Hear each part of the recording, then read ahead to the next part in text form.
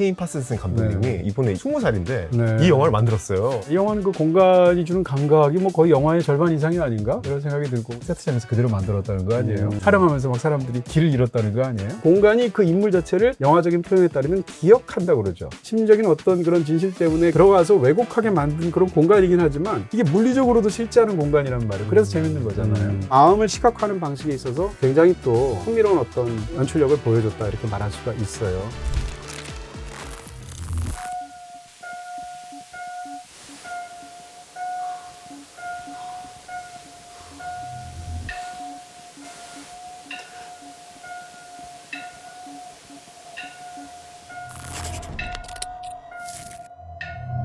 안녕하세요. BTV 동진의 파야키야. 저는 현호준 매니저입니다. 안녕하세요, 이동진입니다. 유튜브에서 총 2억 회 조회수를 기록한 2억 회. 네. 화제의 시리즈 백룸이 이번엔 영화로 돌아왔습니다. 네. 어떤 분들은 이제 백룸이라는 그 뭐라고 할까요? 일종의 도시전설 혹은 뭐 인터넷 밈 이런 걸 통해서 많이 알고 계시는 분들도 계실 거고 이번에 또 처음 접하신 분들도 있지 않을까? 뭐 이런 생각이 들고요. 이 백룸이라는 게 4chan이라는 커뮤니티에서 처음에 네, 사진 한 장 올라와가지고 이게 밈이 시작됐잖아요. 네, 우리나라에서 이제 그러다가 이제 사람들이 수많은 자기들의 아이디어와 상상과 이런 것들을 덧대면서 재밌게 즐기는 뭐 그런 것들을 통해서 이제 확산되는 많은 경로들을 볼 수 있는데 이렇게까지 대규모로 이렇게까지 또 강력한 힘을 갖는 경우는 참 드물겠다는 생각이 들고요. 저는 사실 영화를 접하기 전까지는 몰랐어요. 저도 몰랐어요. 아, 그래요? 네. 네, 뭐 검색하거나 이러는 상황이 아니어서 그래서 굉장히 재미있는 그런 현상이기도 하고 또 놀라운 창작물이기도 하다는 생각이 들어서 오늘 이 자리에서 한번 이야기를 나눠보면 좋겠습니다. 그 유튜브에 있는 그 작품은 그 16세의 청년이 만들었는데 네. 동일한 분이 케인 파슨슨 감독님이 이번에 20살인데 네. 이 영화를 만들었어요. 저는 사실 이제 어떤 것을 만들 때의 나이가 너무 어리다라는 거에서 와, 이 사람 천재다 이렇게 보통 우리가 흔히 말하는 그런 화법들이 있잖아요. 거기에 대해서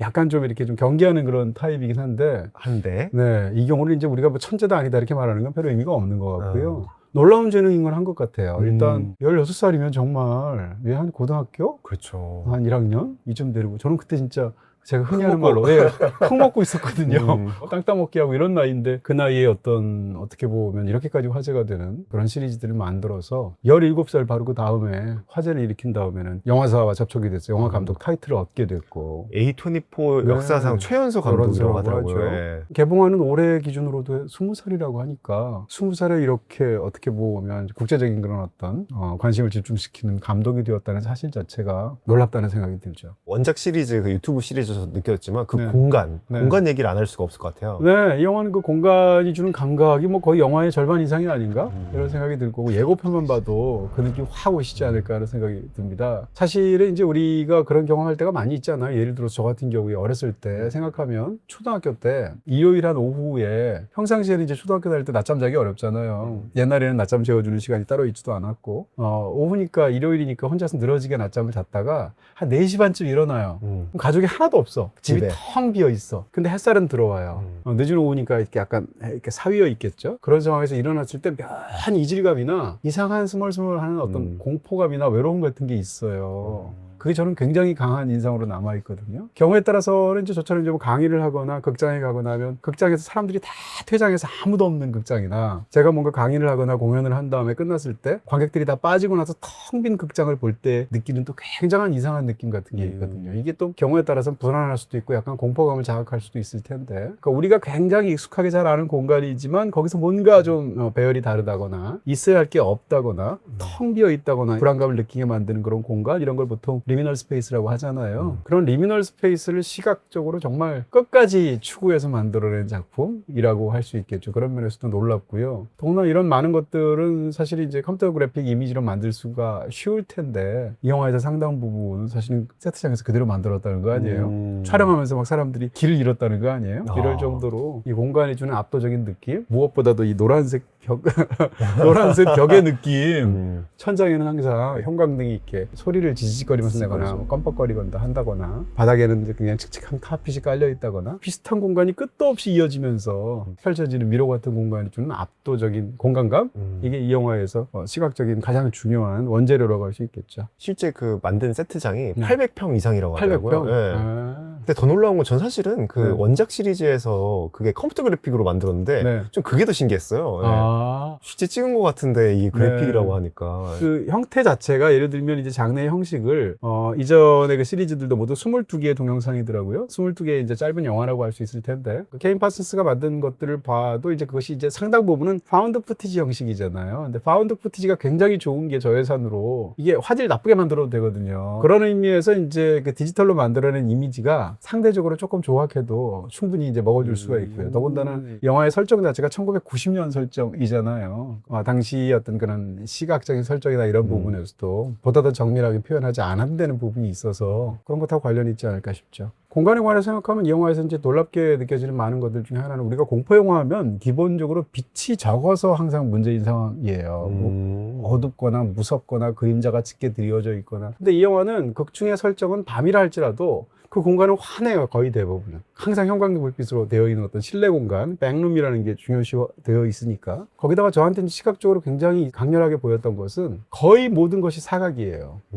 원형이라든지 타원이라든지 이런 게 거의 없고, 예를 들면 뭐 통로라든지 조명이라든지 이런 다른 것들도 중간중간 다른 도형들이 있을 수 있잖아요. 근데 제 기억으로는 영화 속에서 원형이라고는 이제 스탑 사인 이 등장하는 거, 이런 정도의 몇몇 가지들, 뭐 유기체가 등장하는 이런 장면들을 빼고 건물에 관해서만 얘기한다면 사실상 모든 것들이 다 사각형으로 되어 있어서 어떤 사각형의 공포라고 그럴까? 그런 어떤 느낌들이 이제 굉장히 강했다라는 거고. 그다음에 이 영화의 서스펜스가 빠른 서스펜스가 아니잖아요.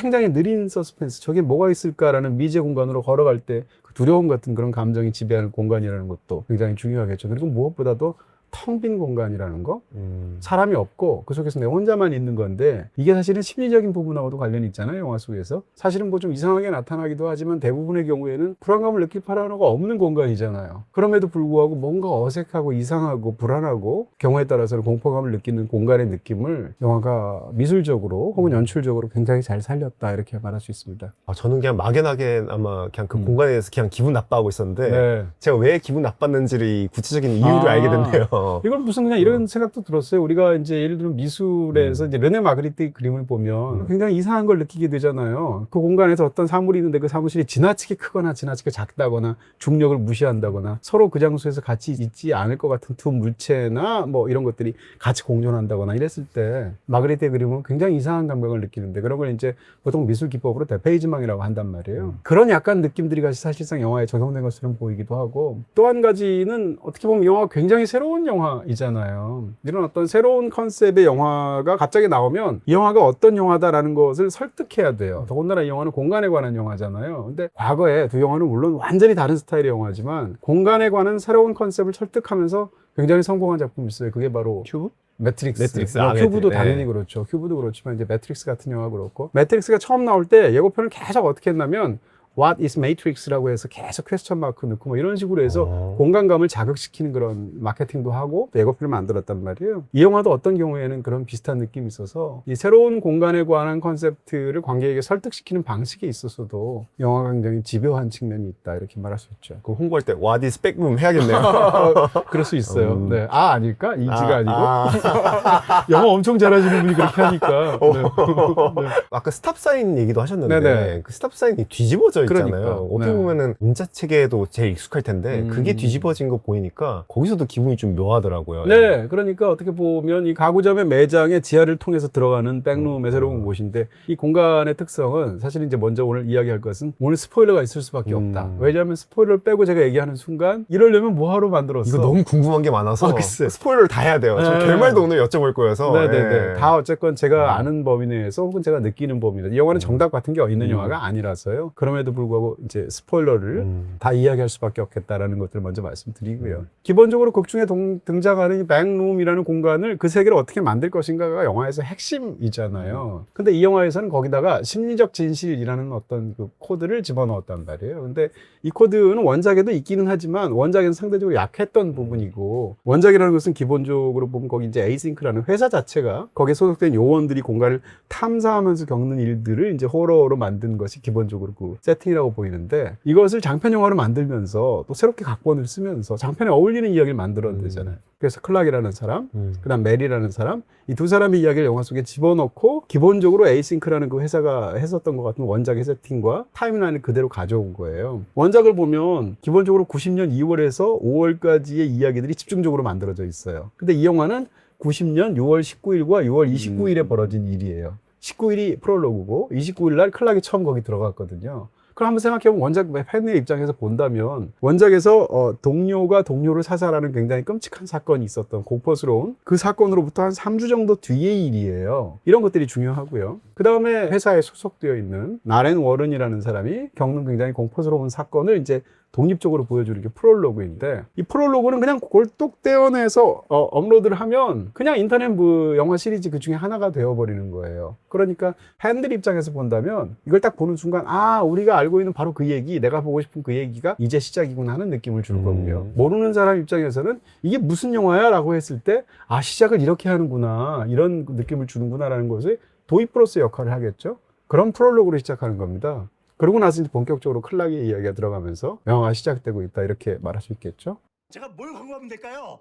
SK 브로드밴드의 공식 온라인 샵 B 다이렉트 샵 요것만 말씀해 주시면 돼요. 너무 쉽네요. 그죠? B 다이렉트 삽. 아니, 샵 아니고요. 샵입니다. 삽.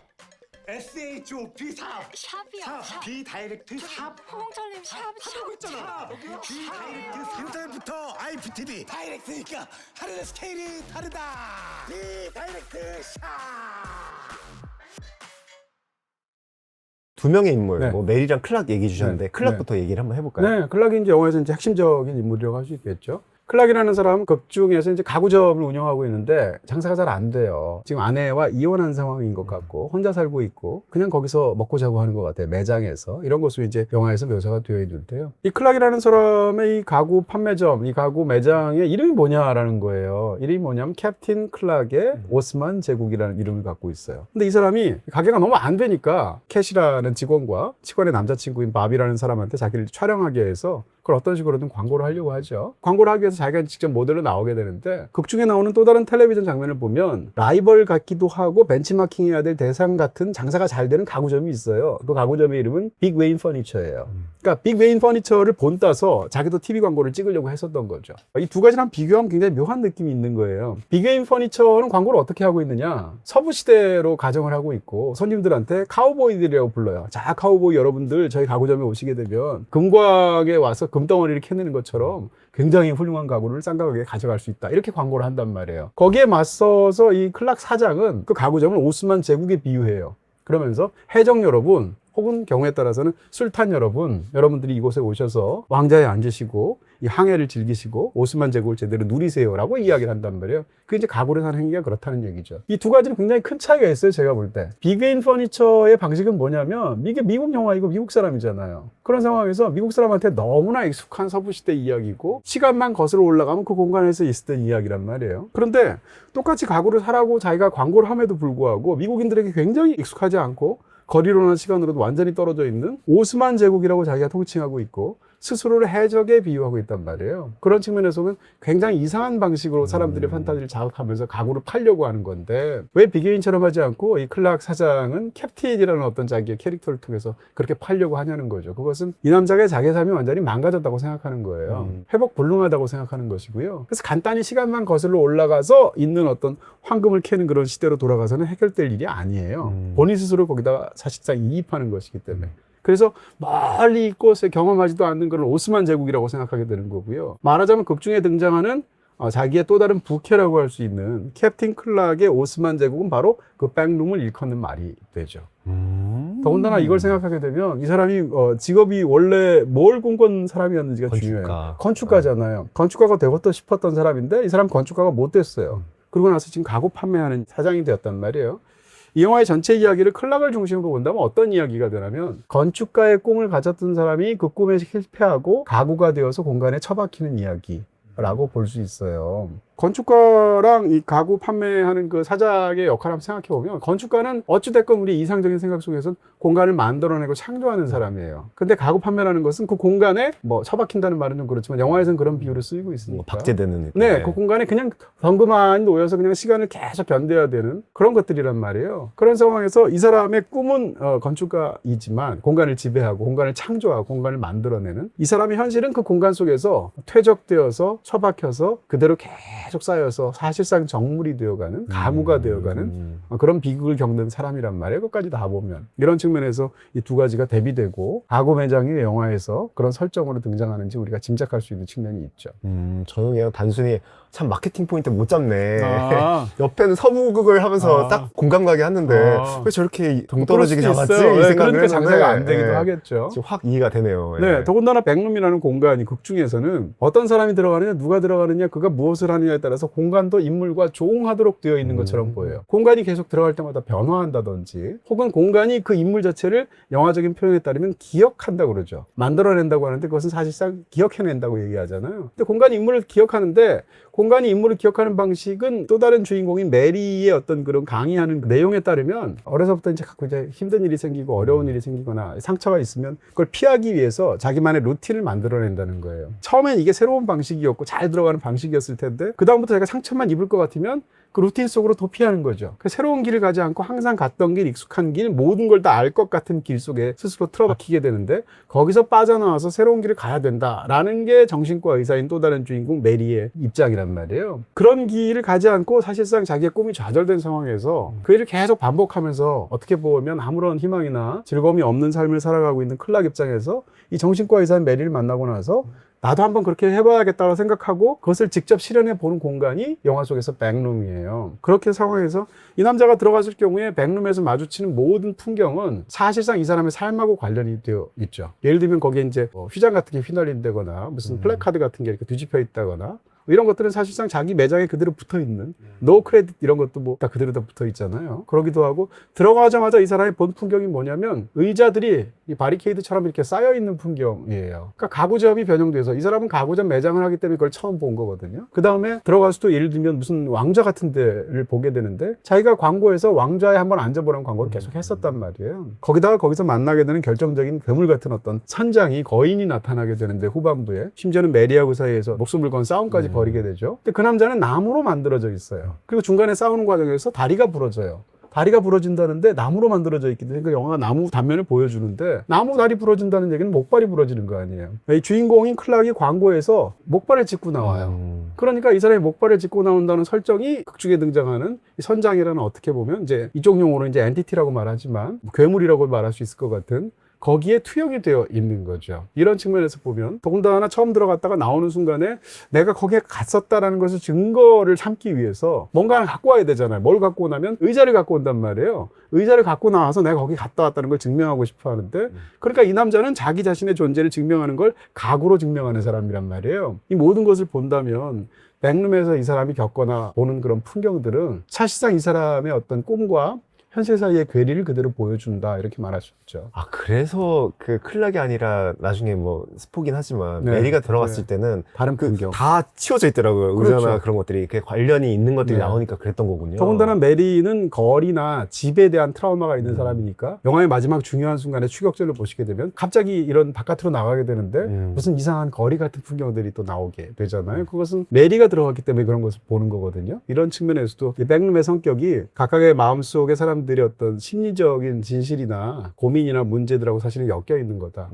이 영화가 흥미로운 것은 그게 심리적인 진실과 관련되어 있다고 해서 백룸이 허상이다. 사실은 존재하지 않고 물리적으로는 존재하지 않는데 그걸 그냥 펼쳐낸 것일 뿐이다 라는 설정이 아니에요. 그게 굉장히 흥미로운 건데 자기가 심리적인 어떤 그런 진실 때문에 그것이 들어가서 왜곡하게 만든 그런 공간이긴 하지만 이게 물리적으로도 실제하는 공간이란 말이에요. 그래서 재밌는 거잖아요. 이런 측면에서 영화가 갖고 있는 설정이 굉장히 흥미로운데 이제 클라의 경우에 그런 것이 특히 직업과 자신의 꿈의 그런 괴리에서 펼쳐나는 것으로 굉장히 흥미롭다 이렇게 말할 수 있죠. 더군다나 백룸에 들어갔을 때 이 클락이라는 사람이 사실은 그 이전에 정신과 의사랑 너무 괴로워서 상담을 계속 했단 말이에요. 정신과 의사가 했던 말이 계속 복선으로 깔려요. 메리가 했던 말은 사실은 클락에게도 적용되고 메리한테도 적용되는데 대표적으로 이런 거예요. 당신은 지금 유리병 안에 갇힌 것 같은 느낌이 느낌이 들지 않습니까? 거기서 나와야 된다는 거고 사실 창은 존재하지 않는 것이고 어쩌고저쩌고 이런 얘기들 하면서 익숙한 길대로 당신은 항상 그렇게 살아왔겠지만 그 예전에는 통했겠지만 더 이상 그러지 않을 것이고 벗어나서 새로운 길로 가야 된다라고 하는데 이 남자가 그렇게 그대로 해보는 게 바로 백룸이란 말이에요. 근데 백룸에 들어갔는데 백룸에서 자기가 처음에 갔을 때는 혼자서 다크 모드 일을 못하니까 자기의 직원인 팻이라는 여자랑 남자친구인 바비를 데려가잖아요. 근데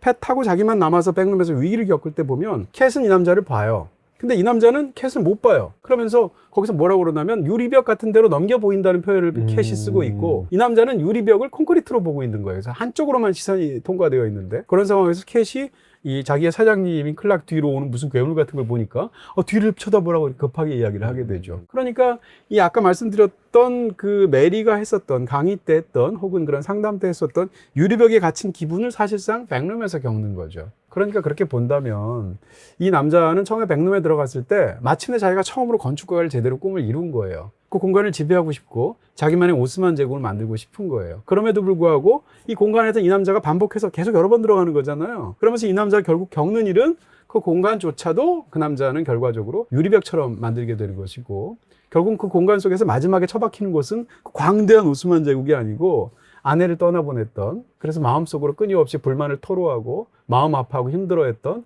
바로 그 식탁 의자에 북박히면서 끝나는 거란 말이에요. 마지막 순간에 그 남자는 식탁 의자가 되어버린 거예요. 사실상. 그런 측면에서 이 영화에서의 그 백룸에서 이 남자가 겪는 이야기들을 이런 견지에서 보면 그것을 굉장히 뛰어난 상상력과 시각적으로 풀어낸 그런 부분들 짐작할 수 있지 않겠는가라는 게 저의 생각입니다. 이건 물론 이 영화가 지금 녹화하고 있는 이런 시점에서는 아무런 거의 자료도 없고 너무 흥미로운데요, 근데. 네, 무슨 이제 인터뷰 같은 것도 하나도 없더라고요. 이런 상황에서 그냥 제 생각을 말하는 거고요. 언제나 그런 것처럼 이건 저의 생각 정도로 한번 받아들이시고 왜냐하면 이 영화는 정답이 존재하면 안 되는 영화예요. 그 얘기도 뒤에 하겠지만 한번 여러분이 받아들이신 것과 비교하시면서 영화의 폭을 좀 넓히면 좋지 않을까 이런 생각을 하죠. 그 클락도 뭐 트라우마가 있었지만 네. 메리도 또 트라우마가 맞아요. 있었잖아요. 예. 네. 그 점이 재밌습니다. 그러니까 메리라는 사람이 더 분열적인 사람이라고 말할 수 있어요. 어떻게 본다면 무슨 이야기인가 하면 메리에게는 어떤 트라우마가 있냐면 어린 시절 자기의 집이 근처에 이제 거대한 쇼핑타워 같은 게 개발되는 것으로 이제 초반에 보이죠. 그걸 만들기 위해서 허물린 그런 집이 그런 거기에 대한 트라우마가 있어요. 더군다나 자기 엄마가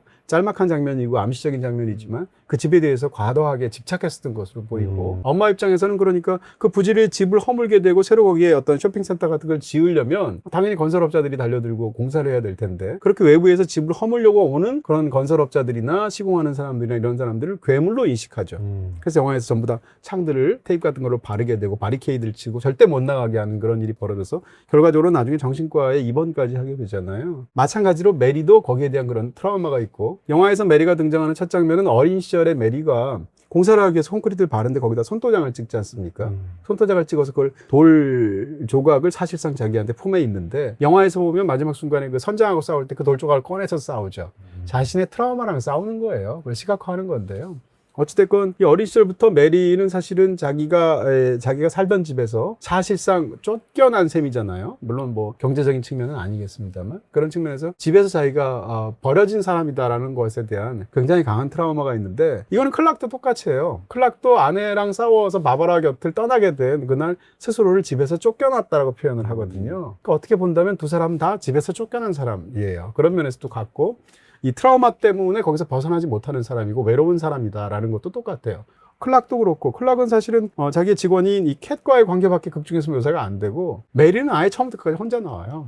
이렇게 보면 두 사람 다 굉장히 외롭고 혼자 사는 사람들이라는 것일 거고 그런 측면에서 봤을 때 메리도 사실은 트라우마에 끊임없이 시달리는 인물로 설정이 되어 있다. 근데 본인은 지금 정신과 의사로서 남을 그런 트라우마에서 벗어나려고 하는 그런 역할을 하고 있고 그게 직업인데 남한테는 그런 걸 도와서 거기서 끄집어내려고 하지만 정작 스스로는 도와주지 못하고 있는 그런 굉장히 심리적인 위기에 봉착해 있는 그런 인물이라고 말할 수 있죠.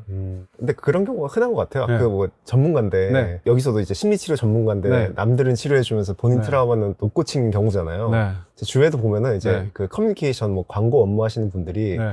집에서도 소통이 안 되는데 아. 내가 과연 광고 업무를 해도 되나 아. 소통 업무를 해도 되나 네. 이런 얘기 많이 하더라고요. 예. 영미권에서 이제 프리처스 차일드라는 표현을 약간 쓰기도 하는데 그러니까 목사 아들이라고 했을 때 목사님이 얼마나 귀한 얘기, 거룩한 이야기, 좋은 이야기를 많이 하겠어요. 근데 정작 이 프리처스 차일드는 사실상 문제아인 경우가 많다는 거거든요. 이런 것들이 어떻게 보면 밖에서와 안에서 이거 반드시 위선이라고 말할 수는 없을 텐데 어떻게 보면 지금 말씀하셨던 메리가 그런 문제에 지금 봉착돼 있다는 건 사실인 것 같고요. 메리가 초반이랑 뒷부분이 좀 맞아요. 다른 것 같아요. 네. 예. 그 뒷부분이 굉장히 사실상 섬뜩하고 무섭다고 할 수 있을 텐데 메리는 자기가 직업적으로 잘하려고 하는 헌신적인 정신과 의사고 그래서 환자를 도와주려고 그래요. 그래서 환자를 도와주려고 하니까 뭘 제안하냐면 역할극을 제안한단 말이에요. 그래서 이 남자가 뭐가 문제인지를 알아요. 자기 삶에 불만이 가득하 있고 어떻게 보면 아내가 자기를 버리고 이혼을 하게 되고 떠나게 됐던 이유가 나 때문이 아니라 너 때문이야 라고 말하고 싶은 거예요. 울분이 있는데 아마도 그 얘기를 아내한테는 퍼부지 못했던 것 같고 이런 상황에서 아내랑 결정적으로 싸워서 결국 이혼하게 되었던 그날 밤의 사건을 둘이서 이 의사인 메리는 바바라 아내 역할을 하고 그다음 남편인 클락은 자기의 과거로 돌아가서 두 사람이 대화하는 그런 방식으로 역할극을 하게 하잖아요. 이 역할극을 영화 속에서 두 번 해요. 첫 번째는 이제 바깥에서 이제 처음 만났을 때 아마도 그 전에 제안한 것처럼 보이는데 상대방이 쑥스러워했던 것 같고 그래도 하자고 해요, 의사 입장에서. 그러니까 마지못해서 하는데 갑자기 이입해서 클락이 그때 아내한테 못했던 이야기, 엄청난 이야기도 아니잖아요. 아내가 여러 가지 상황 때문에 일을 못하고 있는 상황에서 내가 왜 혼자서 돈을 벌어가지고 너를 먹여 살려야 되느냐라는 걸 울분에 가득 차서 이제 쏘아붙이게 되는데 그 역할을 할 때 두 사람의 한번 상황을 보시게 되면 이 역할극을 할 때 기본적으로 이 메리라는 의사는 1인 2역을 하는 거예요. 당연하죠.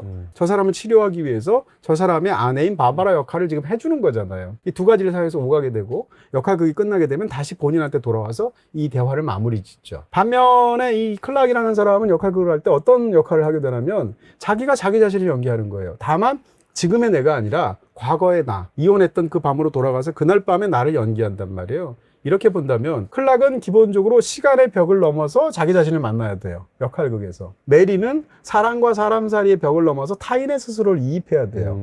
이런 과정을 겪어야 이 역할극이 제대로 되는 거거든요. 근데 이 역할극이 제대로 되면 사실상 백룸에서 하면 굉장히 이상적인 거죠. 백룸이라는 건 내면의 세계이기도 하죠. 물리적인 세계이기도 하지만. 그렇지만 두 사람은 백룸에 들어가서 전혀 그렇지 않다라는 거예요. 과거로 돌아갔던 클라크는 결국은 어떻게 하냐면 그 과거로 돌아가서 본인의 했던 것에 대해서 스스로를 성찰하거나 그것을 바꿔서 변화를 한다거나 하지 않고 그게 너무 편해 일단 심리적으로.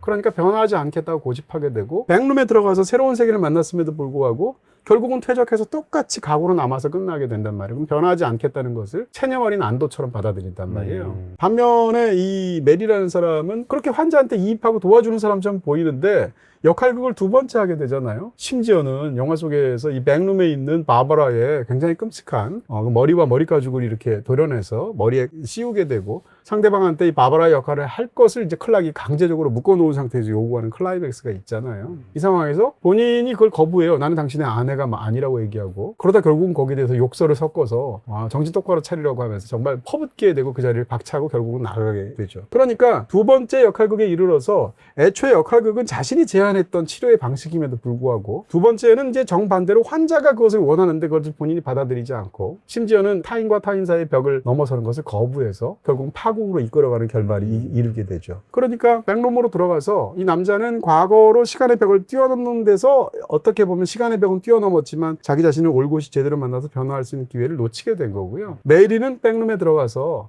자기가 환자를 돕겠다라는 자기의 성스러운 자기의 직업의식을 발휘하는 것을 정반대로 파기하고 스스로 그로부터 도망쳐 나오게 되는 거예요. 이런 측면에서의 어떤 심리적인 비극을 그 식탁 장면 굉장히 섬뜩하잖아요. 그런 것을 보여준다. 이렇게 설명할 수 있겠죠.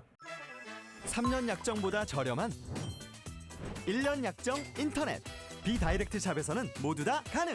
비다샵 가능. 클럽과 메리가 당연히 제일 큰 비중으로 나오지만 사실 원작 시리즈에서도 에이싱크에 대한 얘기가 많았으니까 여기서도 에이싱크에 대한 얘기가 잠깐 나와요, 후반부에. 네, 그러니까 기본적으로 원작의 세팅과 세계관을 가져다 놓고 새로 만들어낸 두 명의 굉장히 중요한 인물을 집어넣어서 이야기를 만들었다 이렇게 볼 수 있고요. 원작의 세팅을 살리기 위한 방식이기도 할 것이고 펠기라는 인물은 그 조직적으로 이 공간을 탐색하고자 하는 그런 것을 이제 지휘하거나 그것을 직접 하는 사람으로서 영화에서 굉장히 중요하게 나오기도 하죠. 근데 흥미로운 건 필이 후반부에 이후에 이제 본인 입장에서 이 회사가 자기 자신도 그렇고 가장 추구하는 것은 인류 역사상 백룸의 발견보다도 중요한 건 없다는 거예요. 이런 상황에서 백룸이 어떤 곳인지를 알아내는 것이 자기가 너무 중요한데 아직도 알아내는 게 너무 적어서 그런 상황에서 백룸에 있는 의외의 인물을 발견한 거예요. 그게 바로 메리죠. 백룸에 있는 메리를 보면서 놀라면서도 그 사람이 메리라고 이름을 정확하게 알고 있었단 말이에요, 필이. 그건 어떻게 가능했을까? 필과 필이 소속된 집단은 백룸에 있는 사람들만 관찰하거나 그것을 녹화하는 것이 아니라, 감시하는 것이 아니라 백룸 바깥에서도 그 인물이 어떻게 하는지를 감시를 하는 방식을 통해서 알았을 거란 말이에요. 이렇게 인물들을 감시하거나 그에 대한 정보를 캐려고 하는 집단임에도 불구하고 그 백룸에 대해서는 아는 것이 거의 없단 말이에요. 그래서 메리한테 조금이라도 더 대화를 통해서 이 백룸에 대해서 알아내려고 대화하는 장면이 있어요. 근데 그 대화하는 장면 때 무슨 이야기를 하게 되냐면 개를 보지 못한 사람한테 개에 대해서 그리라고 하려면 개가 이렇게 생겼고 하고 아무리 설명해줘도 그 사람이 들은 대로 그리면 그게 원래 개랑 얼마나 똑같겠는가, 디테일의 차이가 나지 않겠는가 라고 이야기하면서 백룸을 이해하거나 설명하는 건 정말 어려운 일이다라는 말을 하는데 아직도 영화의 마지막 장면이 저는 굉장히 훌륭하다고 생각하는데 이 영화의 마지막 대사가 필의 대사인데 사실상 우리는 백룸에 대해서 많은 걸 안 것 같지만 사실은 모르는 것 투성이고 갑자기 문이 뭐 열렸다 닫혔다 하고 어떻게 작동하는지도 모르고 우리는 전혀 메커니즘을 알 수가 없다라고 말하는 게 이 영화의 마지막 대사예요.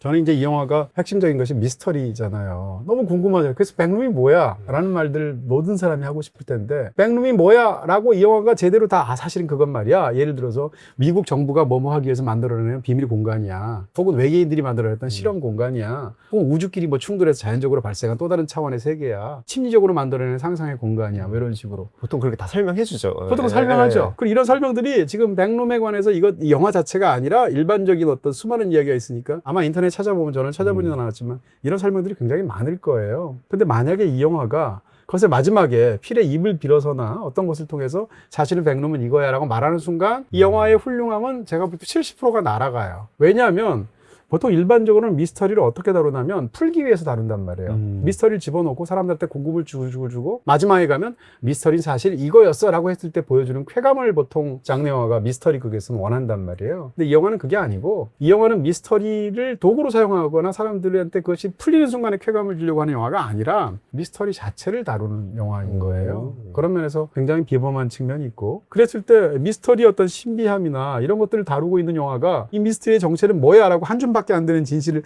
탁 내버려 두는 순간 영화는 너무나 앙상해지는 거죠. 그런 측면에서 영화를 다 보고 나서도 백룸이 뭔지 몰라요. 뭐 심리적인 진실이 투영된 공간이 이렇게 말을 하지만 그것은 이 공간에 대한 일면적인 진실만을 제가 말한 거잖아요. 이런 측면에서 백룸이 무엇이다 라는 것은 영화에서 결정적으로 이야기하지 않고도 이렇게 흥미롭게 공간과 이런 이야기에 관해서 풍성하게 만들어낸 그런 어떤 깊이를 스스로가 끝까지 유지했다라는 측면에서도 훌륭한 측면이 있는 작품이라고 저는 생각합니다. 또 한 가지 영화가 훌륭하다고 제가 보는 것 중에 하나는 사실상 그런 거예요. 우리가 이제 영화적인 난제 중에 하나가 마음을 어떻게 시각화할 것인가라는 문제가 있어요. 문학이라는 것은 말로 표현할 수 없는 것, 글로 표현할 수 없는 것을 어떻게 언어로 표현할 것인가라는 난제에 봉착되어 있고 영화라는 매체는 기본적으로 시각화하는 매체인데 시각화할 수 없는 수많은 게 있잖아요. 마음을 대체 어떻게 시각화할 거야? 어떤 사람은 내레이션으로 시각화하고 어떤 사람은 배우의 표정으로 시각화하고 많겠죠. 근데 이 영화는 마음을 시각화하는 방식에 있어서 굉장히 또 흥미로운 어떤 연출력을 보여줬다 이렇게 말할 수가 있어요. 어찌됐건 영화의 마지막 대화로 끝나게 되고 맨 마지막 영화의 쇼트가 기억나죠? 메리 자체가 그 퇴적되어서 공간이 기억해낸 그런 캐릭터 영화 속의 표현에 따르면 의자에 앉아있는 쇼킹한 모습으로 영화가 사실상 끝나게 되는데 결과적으로는 메리도 클락과 다르지 않았다는 것이고 메리도 마지막에 되면 비유적인 표현으로 공간 속에서 가구가 되었다라는 뜻이에요.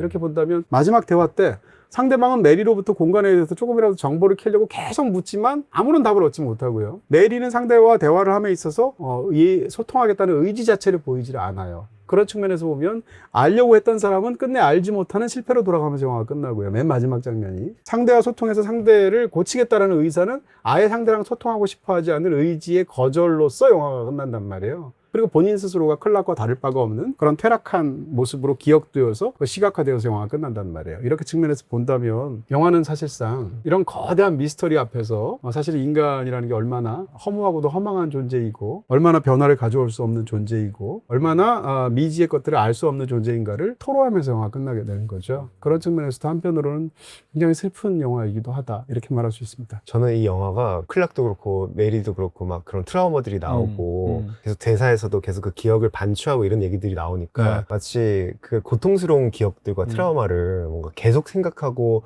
그걸 곱씹어내고 끄집어내고 이러면은 나중에는 결국 주체성이 상실하고 뭔가 고유성이 상실하고 그래서 뭔가 그 가구처럼 네. 뭔가 존재론적인 좀 뭔가 파멸에 이르는 거 아닌가? 네. 뭐 이렇게 보이기도 했어요. 뭐 그렇게 볼 수 있죠. 그렇게 볼 수도 있고 영화 속에서 보면 쉽게 얘기하면 문제들이 달라지거나 봉착해 있는 문제를 돌파할 수 있는 또 다른 방식들이 있을 텐데 그렇게 하지 않고 항상 같은 방식으로 인간이 대응하는데 그 이유는 상처 때문인 거죠. 자기를 보호하기 위해서. 상처를 보호하려고 하다 보니까 점점 세계로부터 멀어지게 되고 혼자만 남게 되는 그런 사람들의 비극 같은 것을 어떻게 보면 이런 장대한 공간적인 상상력 속에 집어넣어서 만든 그런 작품이기도 하다. 이렇게 말씀드릴 수 있습니다. 평론가님 오늘의 추천 영화는 뭘까요? 네, 뭐 굉장히 많은 영화들이 언급되기도 하고 방식이 언급되기도 했는데 파운드 푸티지라는 방식을 제가 말씀을 드리기도 했고 이 영화 자체가 파운드 푸티지는 아니지만 프롤로그는 일단 파운드 푸티지고요. 그런 식의 어떤 부분들을 활용한 작품이기도 해서 또 원작이 또 그러기도 하고 해서 파운드 푸티지로 뭐 가장 유명한 영화라고 하면 아마 블레어 위치하고 클로버필드 아닌가